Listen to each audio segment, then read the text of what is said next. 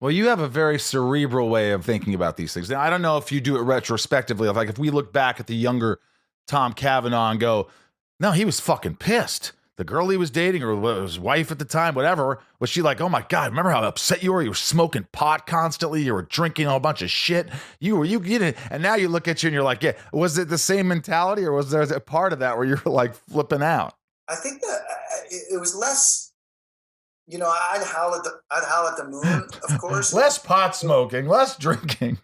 It was just a lot. It was a lot more heartbreak. Yeah. It was like, that was the thing mostly. It wasn't so much like, you fucking guys. It was more like, I really like, because you know how it is. I really like acting with you. And I'm hoping that we can do this for a long time. Yeah. And then it gets yanked away. Yeah. And part of the reason that makes it so special acting with you is because I know it can be yanked away.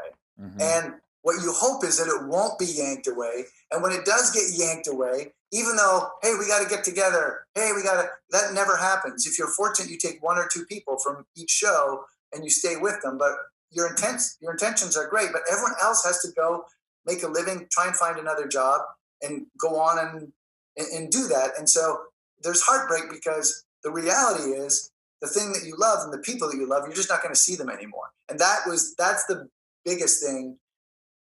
The other thing is, and this is the silver lining or the golden part of it is like, you know what? That door closing is all right. What am I going to do next? Like what could come next? Well, something that look at the Flash. I mean, for instance, how many years since you came on? I mean, you came in 6 years ago. Yeah. You didn't think you were going to even be on the series that long, right? It was just like a introduction of a character. Did you think you were going to be on this long? No, of course not. No. It's interesting. You know that. I didn't know that you knew that. But yeah, like it felt like after season 1, it was Flash versus Reverse Flash. And I thought that this is just, and again, I know I'm talking about myself so much, but Greg Berlanti, who's like Hollywood's golden boy, Uber producer, he's just tremendous. He's one of the great human beings that I've ever worked with. I remember like Bill Lawrence, Michael Rauch, and Rob Burnett. These guys are showrunners of shows that I've done. And I've been really fortunate to work with people who are like great humans. Like they're intelligent, they're smart, they have perspective. Bill Lawrence is one of the guys who his literal quote was like, you can't take it personally.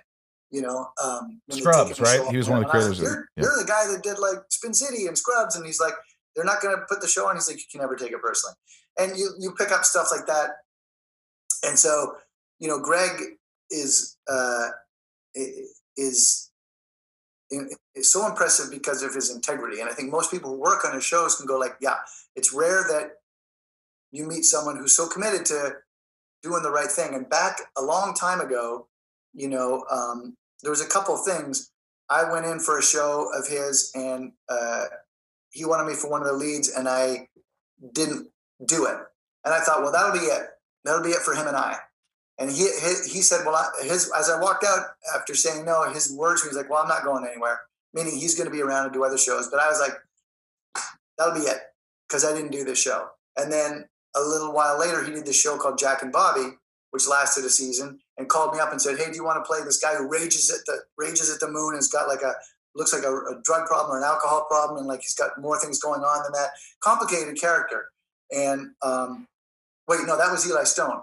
Sorry, Jack and Bobby was a gay cocaine-addicted brother to Christine Ladden.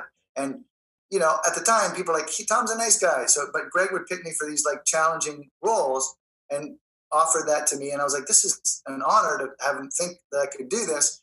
And that show only lasted a year. And then the next one, the guy raging at the moon, was Eli Stone. Again, he called. And it's one of those guys who, it's stunning to get a call a second in your time. corner. Everyone needs that guy. He's just always been in your corner. He always sees.